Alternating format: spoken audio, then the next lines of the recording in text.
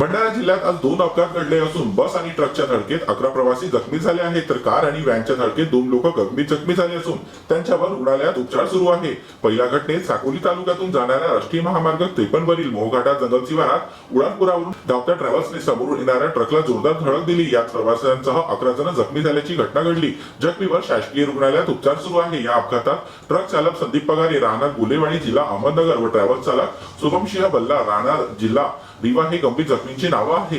तर दुसऱ्या घटनेत साकोली तालुक्या अंतर्गत येणाऱ्या शिवनीबांध परिसरातील साखरला फाट्याजवळ 4 चाकी वाहनाच्या अपघातात 3 जण गंभीर जखमी झाल्याची घटना घडली।